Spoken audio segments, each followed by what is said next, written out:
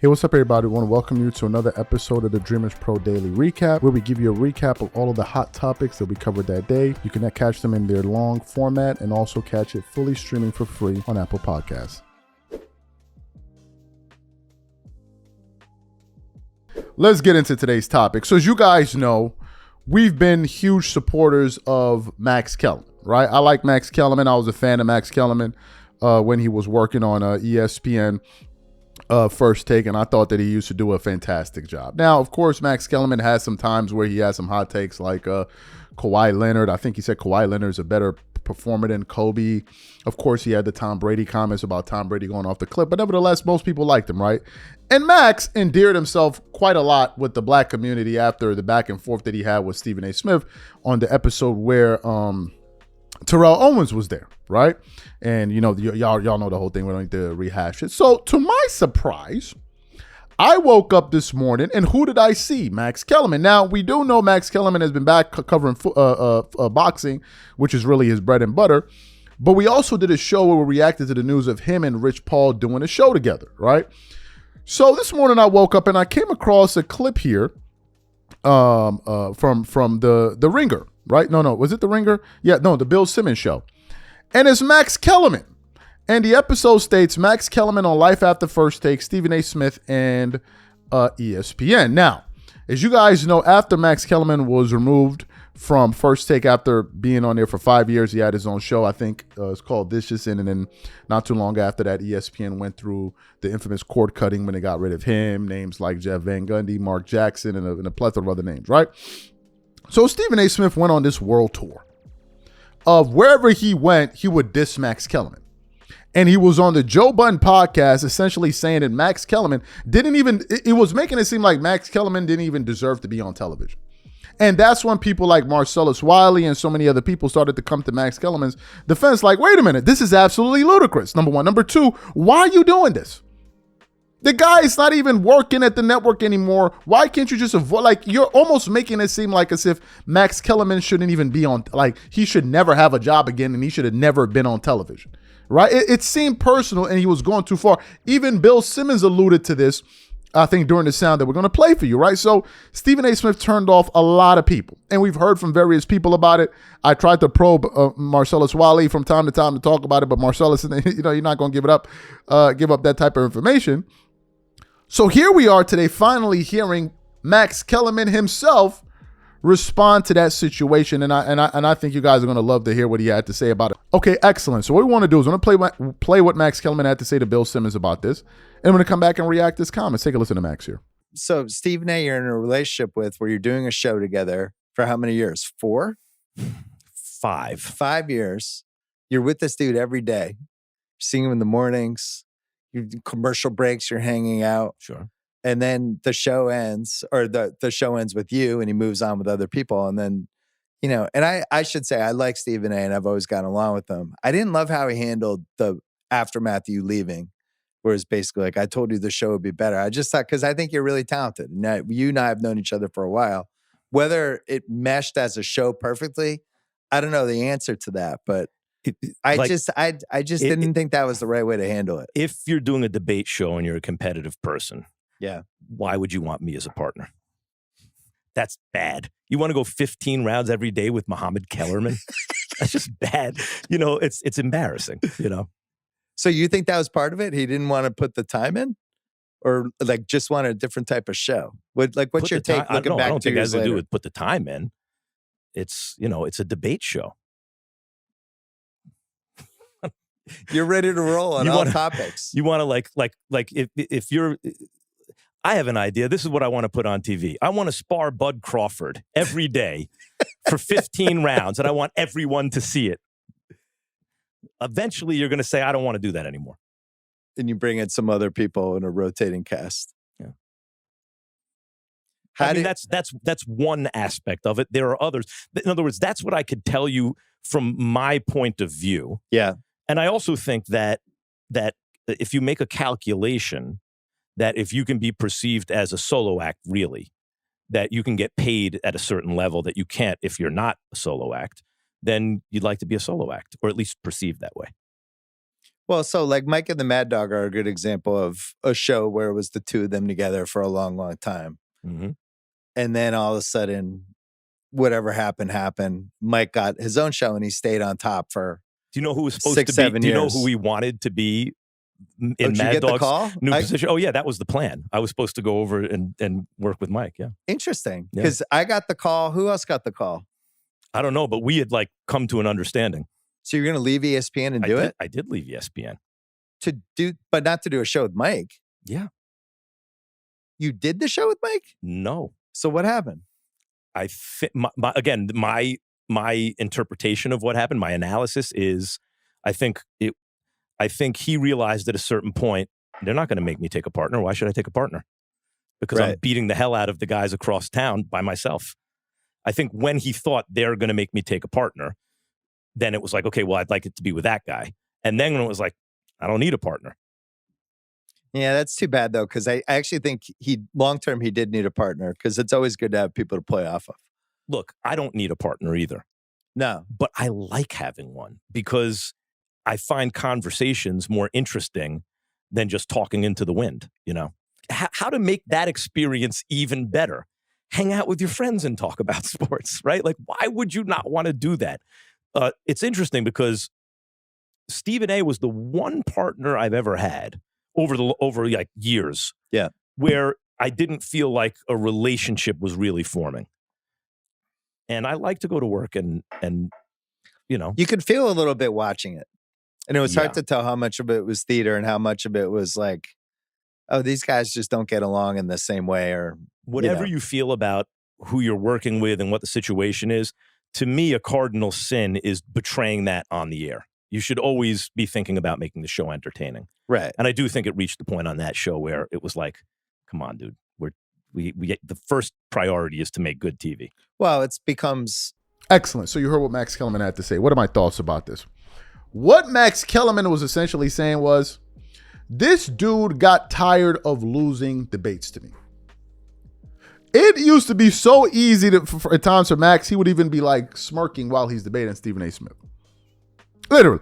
You could say anything you want to say about Max, but the one thing you can't say is that he's dumb. You just heard him right now. If you don't, go listen to the full video of what we just played. You can't accuse Max of being dumb, and he's very, very witty, and he knows his stuff. He's sharp as a knife, or his attack. Very, very sharp. So what Max is saying is what a lot of people were saying. As a matter of fact, is even what Marcellus Wiley had to say.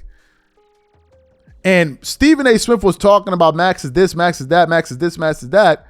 But Marcellus Wiley was like, I was there when you guys were recruiting Max.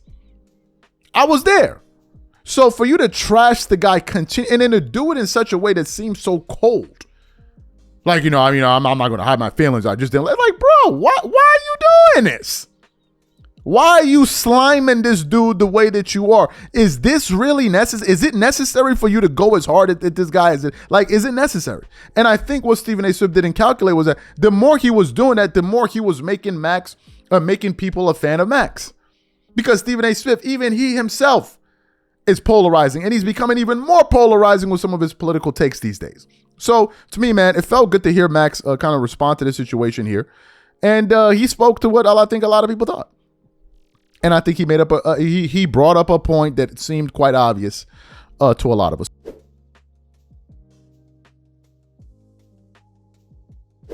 Let's get into today's topic. So, there have been some people that have been speculating that LeBron James is not a happy camper in LA. And people believe, including myself, that a lot of this stems from the fact that the Lakers decided that they were not going to give him a contract extension, that they had seen enough of this show. This year, it would make it LeBron's, I think, 8th year or 7th to 8th year as a Laker. So he's been there for quite some time. And what do the Lakers as a franchise have to show for it? They missed the playoffs the first year. They won the championship in the bubble. They got knocked out in round one the next year. They missed the play-in the next year. They got knocked out in the Western Conference Finals the next year. They lost in round one the next year. They lost in round one last year, right? The Lakers probably said to themselves, yeah, this is not working. We've seen him with AD for all of these years. It worked once in, 6 years. And then we saw him with Luka, and it didn't work in the playoffs in round 1. So the new ownership group said, look, we're not going to give him an extension. And from that point on, it's just been one antic after the other. Just one antic after the other. Posting pictures in front of the Clippers locker, it's just been one thing after the next, refusing to speak to the media. Then Rich Paul is dropping news via Dave McMenamin talking about, 4 teams are interested in trading for LeBron: the Clippers, the Warriors, the Mavericks, the Clap, just a whole bunch of nonsense, right? The season starts off, of course, he goes to Kai Sinet's thing. He misses training camp the first day, then he misses the entire training camp. Then we're going to hear he missing the entire preseason. So it's just been a mess. And I think their calculation was that the team was going to suffer without me and blah, blah, blah. And the team looked fantastic without him. Right, and I thought they were better off without him. So you have that. But then there was a video that 93 Zay produced, right? And he was talking about Luka. No, LeBron doesn't like Luka because Luka got into a little dust up on the court with, I forgot what team they were playing, where the center came to defend Luka, right? No, Luka fell to the floor. LeBron didn't help him up. And then Luka is now having this kind of confrontation with this guy, and LeBron is doing nothing, right? So Darren Williams, who was a former member of the Olympic team, 2008 Olympic team, he was a bad boy, especially in Utah. I remember them because they used to play the Lakers a lot. He basically came out and said that he believes that LeBron James doesn't like Luka Doncic. And I was like, whoa, wait a minute. You now have NBA players noticing this? And he's basically saying this is obvious. Okay, great. So what we want to do is I want to play his comments for you. It's less than a minute or so, I believe. And we're going to come back and continue on the show. Take a listen to Darren Williams here. Some clips of them where it looked like he don't really with Luka, like not shaking hands. Nah, it seemed like it was like 7 clips. Damn. Didn't help him up when he fell. This little that. Well, he did that Witch Color last night. I was looking like, damn, Brian, you gonna help him up? He too old, bro. DeAndre Ayton, no, DeAndre Takes Ayton. a lot of energy. DeAndre Ayton, like that, bro. He got conservative.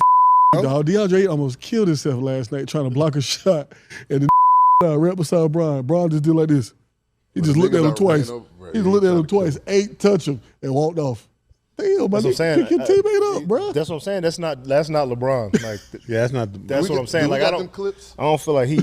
Maybe he's not happy. He's not. Excellent. So you heard what he had to say. What are my thoughts about this? Well, look, I never thought about it as much until now these guys are bringing it up. Really, I didn't. Because quite frankly, I've just been so focused on how the team has been doing. But now that I'm thinking about it, now that Darren Williams is saying it, then I'm beginning to now, could this be a thing? I certainly know his fans don't like Luka Doncic. They do not like Luka at all. Luka represents the end of the LeBron era in LA, right?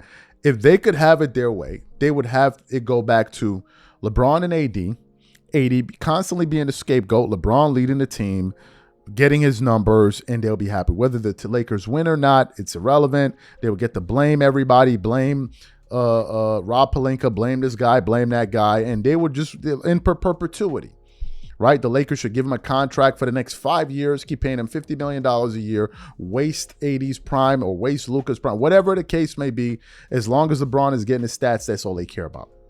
But Luka represented a sharp halt in all of that. And the moment they got him is like, we're done with this guy. And they don't like that. It's one of the reasons why they were rooting heavily when he was out that the team would lose. And whenever the team wins, they can't give him any credit. Oh, Luka's not this, Luka's not that, Luka's not this, Luka's not. But they can't do that anymore.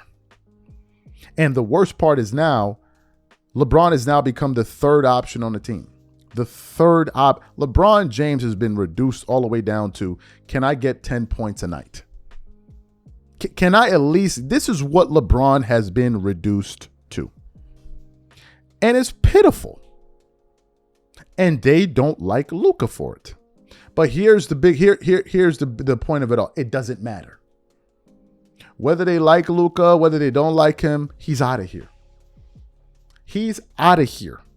In the next 5-6 months, LeBron will no longer, next 6-7 months, whatever, LeBron will no longer be a Laker. The fan base has moved on. They're fed up of him. If you don't believe me, go on the internet, go on Instagram, go on TikTok, and look what people are saying about the video of LeBron James laughing it up with the opposing team during a game. Look at what Laker fans are saying. They said they're fed up of him. This guy doesn't care. He's wasting Luka Doncic. This is what I've been saying. So the fan base is ready to move on. So whether or not he likes Luka or he doesn't like, they don't care. And this is a very unique place for LeBron fans to be. They're in for the first time in a position where he's not the main guy. He's not the sun that everybody is orbiting around. And they're not used to it. And Luka represents a departure from that. So of course Luka's going to be public enemy number one in their eyes. But for Darren Williams to be noticing this, trust me, other people do. Other people do. But Luka is being diplomatic. Luka's going to be diplomatic. Luka is not going to argue with LeBron or do none of that or do none. Oh, no. He's like, throw your antics. Throw your passive aggressive tantrums. In a few months, buddy, you're going to be out of here. So it really don't matter anyway, whether you like me or not.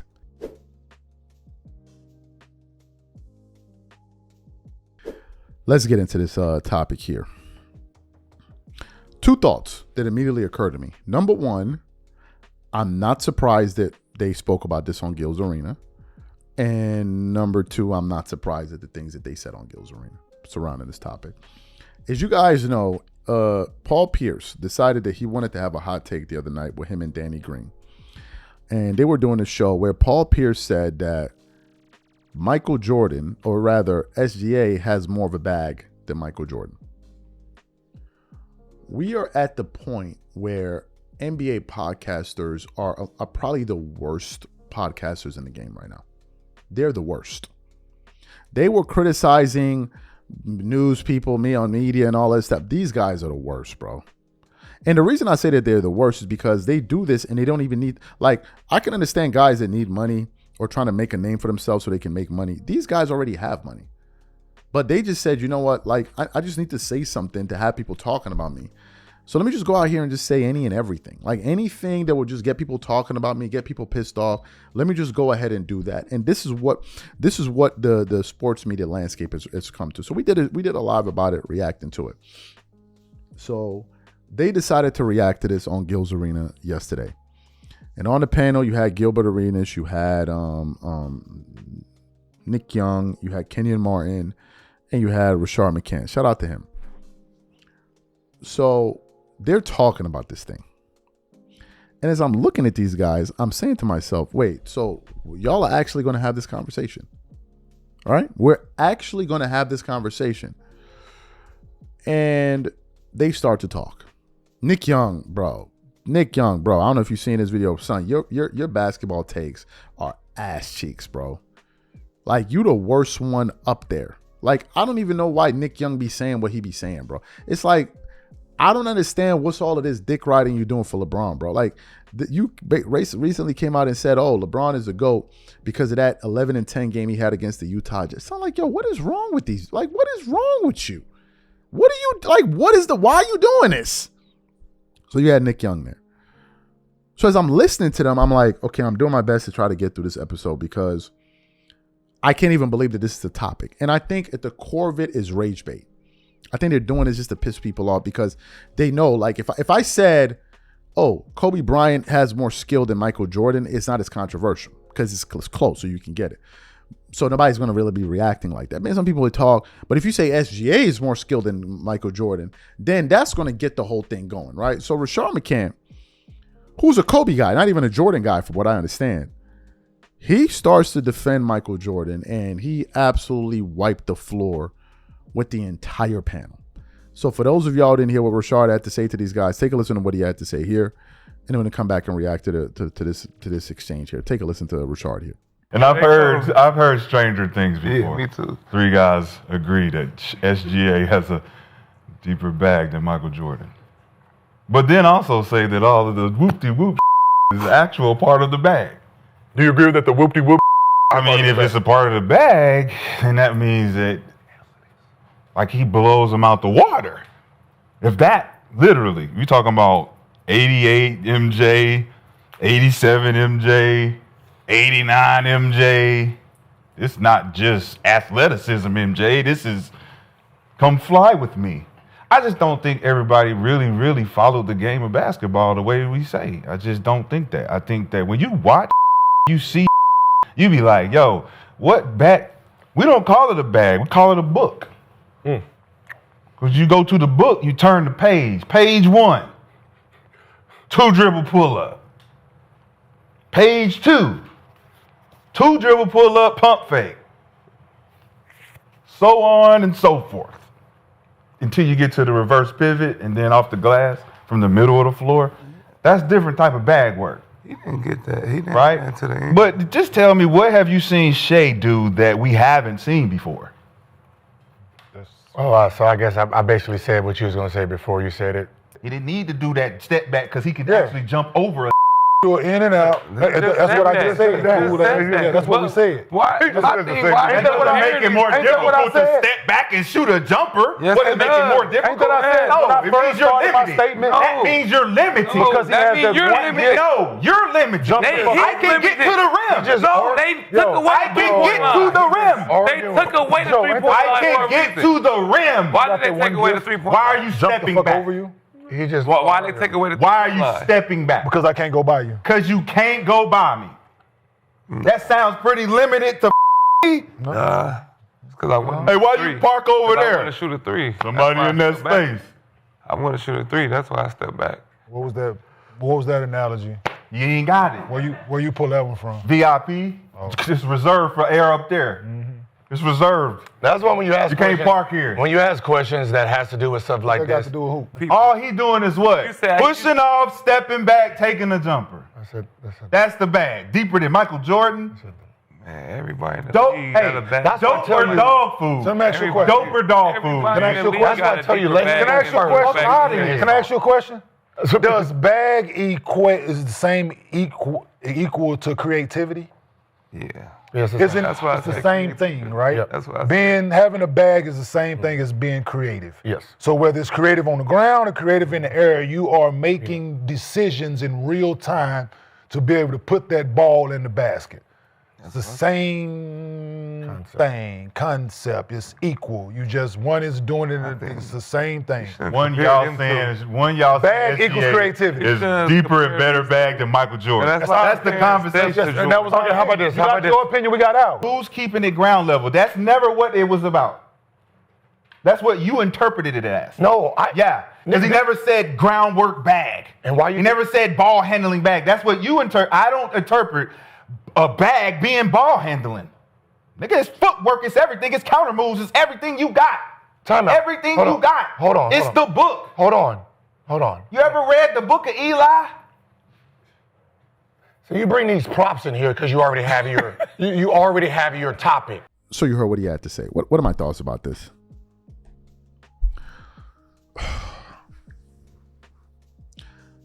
Few things. Are these guys saying that? Are they saying that we haven't watched Michael Jordan play basketball before? Gil, Kenyon, and Nick Young were talking like as if they're the only ones that have seen Michael Jordan play ball. I remember listening to DeMar DeRozan on I forgot the podcast saying that he would even study a Wizards Jordan because he was just so damn skilled. He was studying him, right? But what these guys are trying to get over on you is that, well, if you're not an NBA player, you can't even understand what we're talking about. The problem is there are other NBA players that disagree with you and fans agree with them. So to a certain level, fans can understand what they're seeing. To say SGA is more skilled than Michael Jordan is a troll job. It's a troll. You're trying to troll people. You're not really trying to have a serious conversation about basketball. You're trying to troll people. The other thing that I've noticed from Nick and Gil, especially Nick, but I'm also call out Gil. You guys trash Jordan quite a bit on your show. Quite a bit. But I never see you trash LeBron James.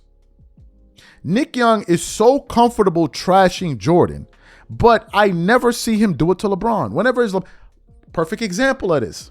Yesterday, it's all over social media that LeBron was stat padding in the fourth quarter. They didn't even touch the topic. They acted like as if that didn't even happen. Had that been Jordan that did that or some other player, they would have roasted him to the bone. To the bone. But because it was LeBron that did it, they acted like as if they didn't see it. So my thing is, when did it become okay to talk about the greatest player that ever played basketball like as if he was just some dude? Nick Young is talking about Michael Jordan like he was just some dude. Man, MJ and all that. MJ really not that good. Bro, what? What? You're talking about Jordan like he's just... For you to talk about MJ like that, you got to be a little bit better than that, bro. And I like Nick Young, but bro, you're saying it like as if he's just some dude out there. Like as if we didn't watch it. SGA has more of a bag in terms of what? Dribbling? Is that what we're talking about? Well, it's not footwork. It's not shooting. So what exactly are we talking about it? They were talking about groundwork. What groundwork? Groundwork as far as what? As far as what? You're allowed to travel. You're allowed to carry and do all of these things. So Jordan was playing in a league where they actually followed the rules and he was just as effective. You're playing with a lot more spacing. You switch everything. And you're talking about what he's more skilled. Why? Okay, if SGA is more skilled, why is this the first time we're ever hearing this? Why? Then they try to make it into an argument because they know it's not. Well, let's take away his athleticism. Okay, fine. Let's take away 5 inches from SGA's height while we're at it. Since we're just taking away things, let's take away 5 inches from his height. Like, what are we doing here? And my thing is, why are you guys so comfortable trashing a guy that made it possible for us to even give a damn about what you think about basketball? This is the part that is blowing my mind. Had Michael Jordan not played in the NBA, no one would care what you guys have to say about ball. He's literally the most popular, most influential NBA player ever.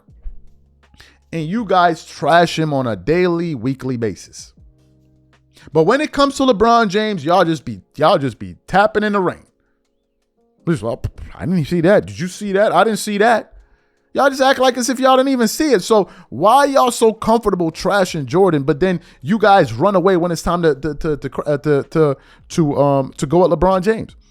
Y'all talk about LeBron James haters all day long, but you guys are Michael Jordan haters. Oh, y'all thought y'all was exempt from hating? Gil, shout out to Gil. He's my man. He cool.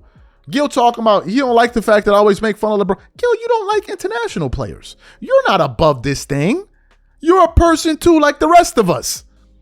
Gil is trying to make it seem like, oh, I just love No, you don't. You don't like international basketball players. You think they're non-athletic. You think this. You don't like them. So you're not above it. You're part of it too. You're part of it too.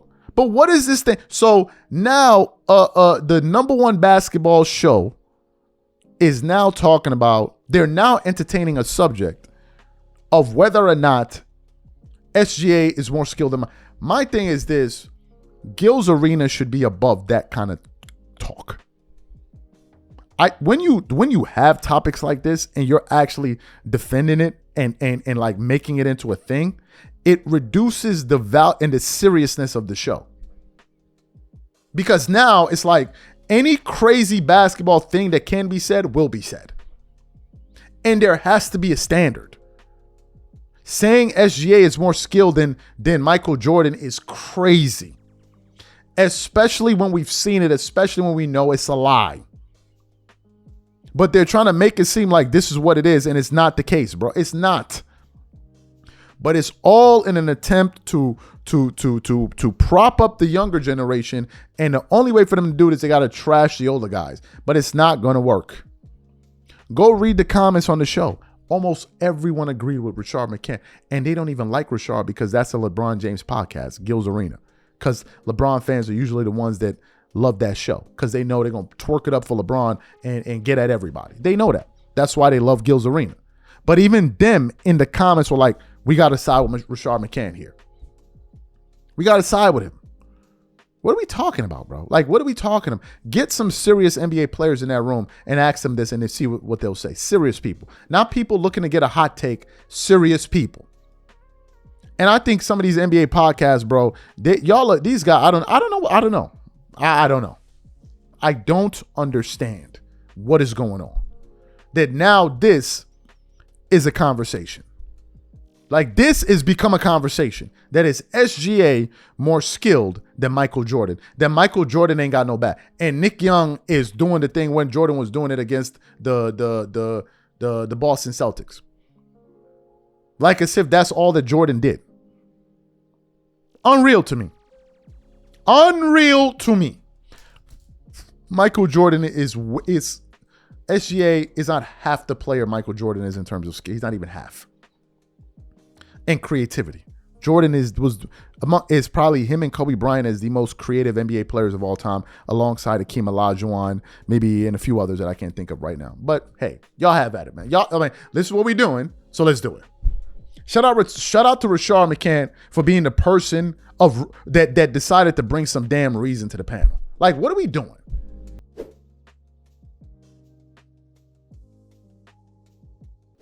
Now, as you guys know, I'm not a fan of LeBron fans whatsoever.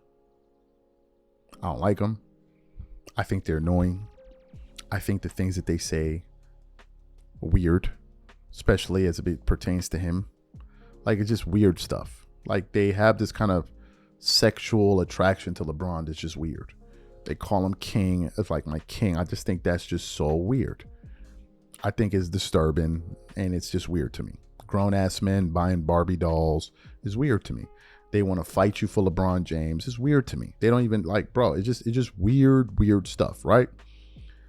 And they get off to this idea of LeBron being like a god because they already believe he's a king, right? And their castle is in Narnia, where they all live, right? They get off to this idea, oh, LeBron is a king, man. He's a real king. They also they really get off to this idea, oh, LeBron feeds people. You know, LeBron James feeds people.